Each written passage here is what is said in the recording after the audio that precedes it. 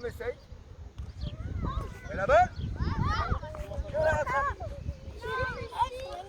Bravo. Allez. On essaye. Mets-la derrière. Mets-la derrière. Et la rattrape. Allez. En grenouille.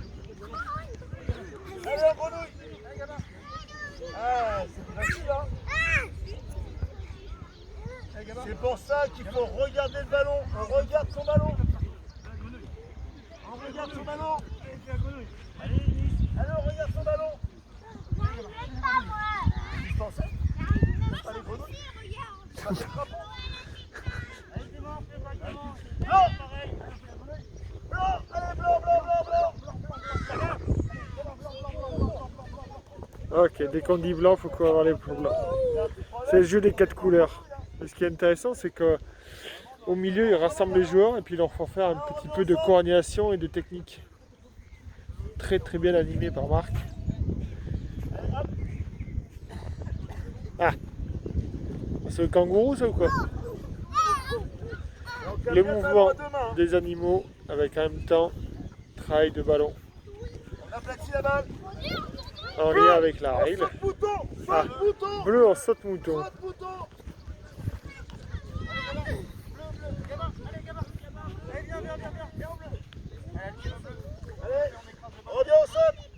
Ce qui est génial, c'est qu'il y a Sébastien qui est derrière et qui du coup aide et valorise les joueurs. Marc est l'animateur, donc c'est lui qui gère, qui fait les évolutions et tout ça, donc c'est très très bien fait. Et Sébastien aide dans ce sens-là. Avec Arnaud aussi qui est là-bas, hop, qui va revenir parce qu'en fait il y a un tout petit qui a eu un petit incident. Donc Arnaud a pu se libérer pour l'accompagner. Et il va revenir pour aider les autres éducateurs. Ok. Donc là il y a eu le dribbling au sol, pas mal, on essaye de faire du jeu au pied aussi. Rouge. Ah, rouge en rampant. Allez, rouge.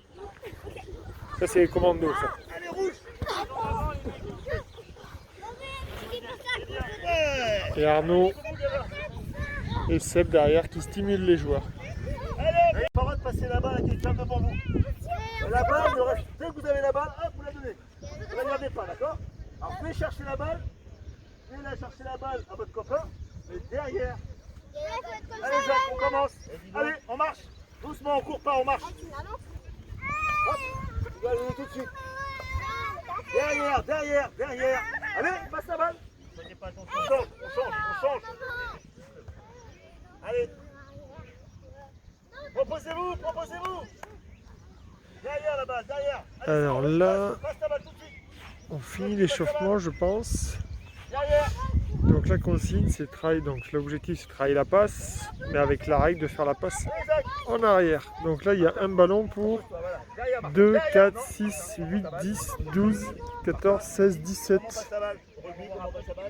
18, 19 joueurs. Un ballon pour 19. 20 avec l'autre derrière, ils sont 20 là. Préparez vos mains. Peut-être qu'un ballon pour 20.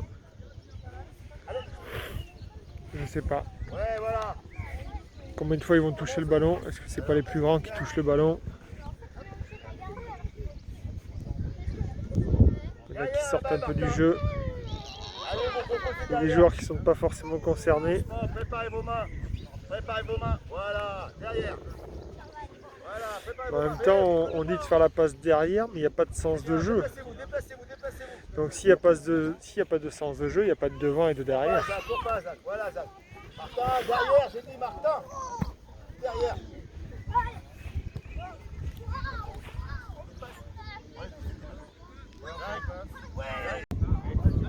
Alors,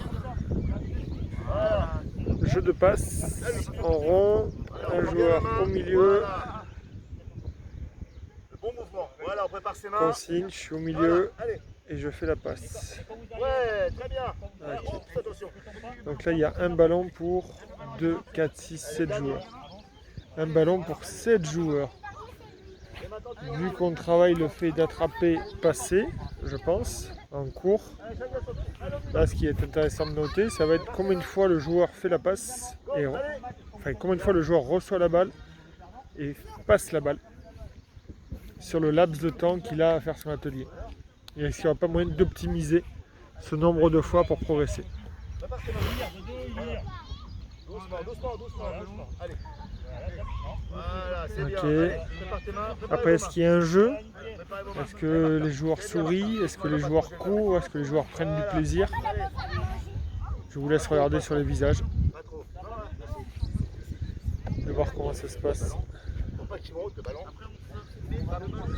Donc des règles de comportement attendues, que le ballon doit arriver le plus vite possible dans les mains. Mais est-ce que ça a du sens pour eux? Comment faire pour que ça ait du sens pour eux? Donc ici sur les M8 évolution, c'est que les joueurs sont de dos, il n'y a personne au milieu. Il y a un ballon pour 2, 4, 5 joueurs. Là-bas, un ballon pour 4 joueurs. On se fait des passes, même principe. Regardez le visage des joueurs pour savoir ce qu'ils ressentent, s'ils prennent du plaisir, si c'est enthousiaste, si ça transpire. Le travail de passe qui est intéressant, c'est je pense qu'avec ce jeu-là, ça permet de faire tourner le bassin épaule. Maintenant, vu qu'on est chez des petits, on sait très bien que le fait de faire jouer, de créer des jeux, stimule. Et on permet de développer beaucoup plus de ressources chez le joueur et de le fidéliser aussi. Là, je me demande aussi quel est le but du jeu en fait. Quel est le sens du jeu pour eux?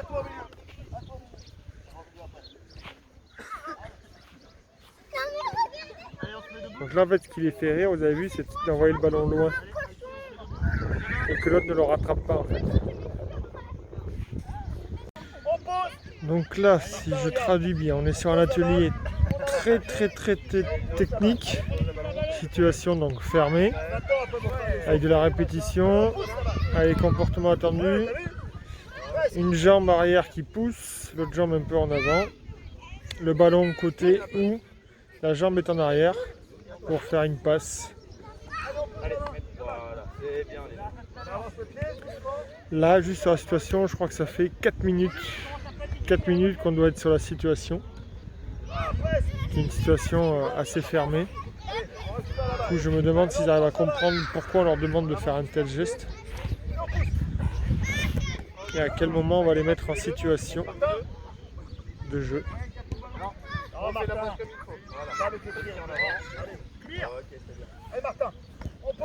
Donc là en fait ils ont 2, 4, 5 joueurs, ils sont 2.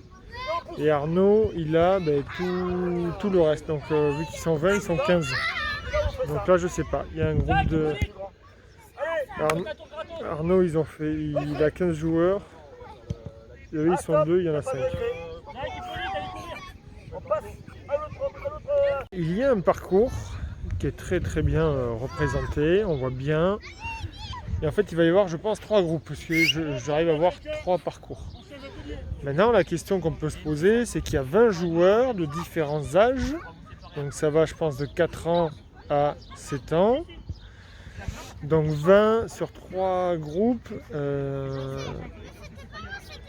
ça va faire 7 joueurs par colonne. 7 joueurs par colonne. Des colonnes de 7. On va voir comment ils vont arriver à faire pour qu'il y ait du rythme en fait. Parce que si on fait des parcours, ok, c'est pour travailler la coordination, mais il faut qu'il y ait du rythme quoi. Combien de passages d'après vous? Combien de passages va faire le joueur? Enfin, combien de temps il va être en pause et combien de temps il va faire le parcours? C'est-à-dire que si ça se trouve, ils vont mettre 10 secondes pour faire le parcours et après ils vont peut-être attendre 2 minutes. Je sais pas, et je me projette, mais je pense qu'ils vont peut-être arriver à trouver des solutions. Donc là déjà, on a mis quelques minutes avant de se mettre en place et on n'a pas encore démarré. Donc du coup, le parcours, après 5 minutes d'attente, c'est Sébastien, donc l'éducateur, qui a présenté le parcours. Là, c'est la question de se poser, est-ce que quand on fait démontrer, justement c'est fait démontrer, et c'est pas démontré qu'il y a dans la fiche de grille. Parce qu'en fait, fait démontrer, ça veut dire peut-être qu'il est plus intéressant que ce soit un joueur en fait, qui fasse le parcours plutôt qu'un éducateur. Voilà.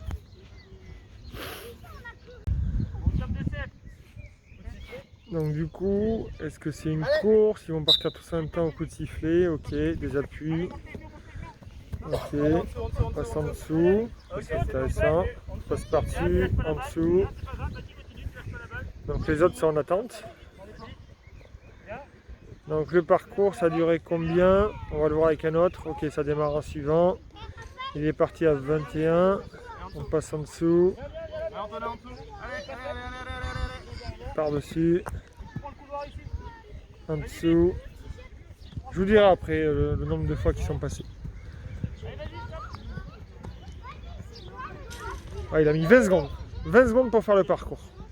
20 secondes. Donc 20 secondes d'effort, 20 secondes d'activité pour... Non. Alors du coup, entre guillemets, je pense à peu près, il y a 20 secondes, enfin j'ai pris le chrono, il y a 20 secondes pour faire le parcours, en moyenne de ce que j'ai pris, et ils attendent entre 1 minute jusqu'à 2 minutes, suivant les colonnes, pour refaire le parcours. Ce qui fait qu'en fait, en général, les enfants sont passés de 1 à 3 fois. Une fois, mais parce que certains, comme là-bas, sont assis et sont doublés et dorment. Notamment, là, il y a une colonne en fait à 7, alors que les autres sont 5, donc forcément, ils vont moins passer.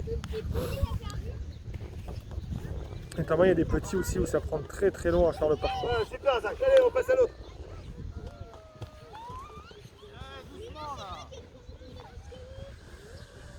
Donc là, les éducateurs, comment ils sont répartis? Il y en a un là, un là, un là. Quel est le rôle de chacun? Donc Marc, il prend les photos.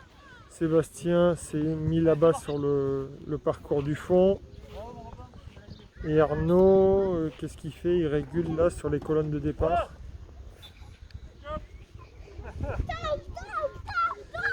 En fait, de ce que je comprends, en fait, il faut que les gamins partent, le suivant part quand l'autre est arrivé au bout. J'avais pas compris ça au début, je suis pas sûr que tout le monde ait compris ça. Demain le ballon, là, demain on court avec demain le ballon.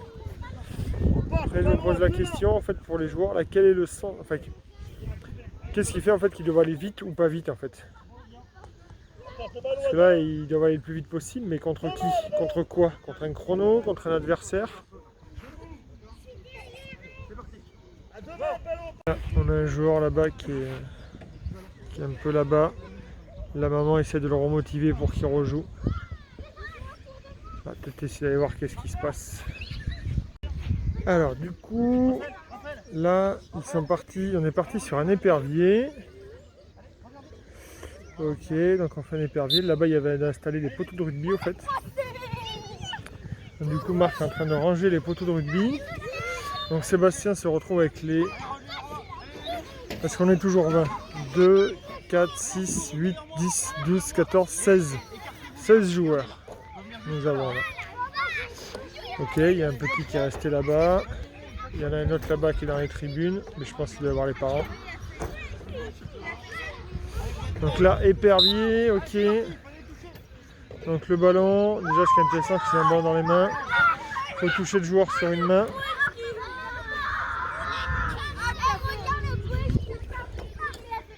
Donc là les joueurs, ça rigole, ça prend du plaisir, ça a l'air.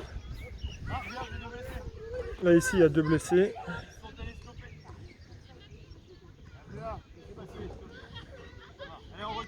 Ok, donc Sébastien continue à gérer l'animation pour garder le rythme.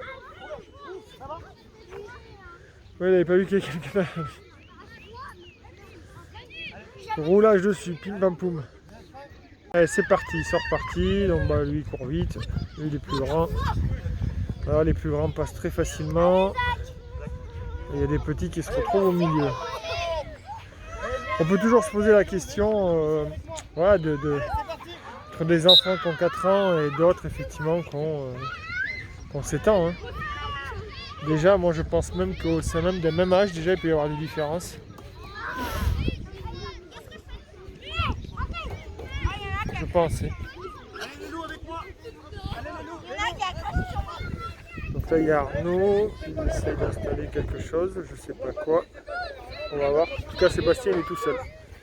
Il est tout seul avec tout ce petit monde. Donc là Sébastien est surtout sur l'animation et le respect des règles de la sécurité. Donc du coup on peut se demander comment il fait pour aider les joueurs en fait. Pour aider, valoriser les joueurs. Pour aider pardon, pas valoriser mais accompagner les joueurs. dernier. Là, il y a un petit qui est juste au milieu, là, un tout petit.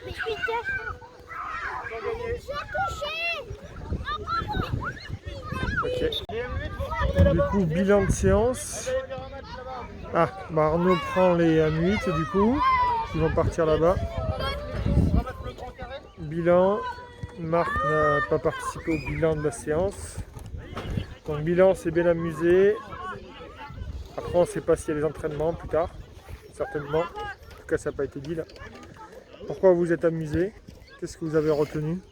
En tout cas, il ramasse les plots.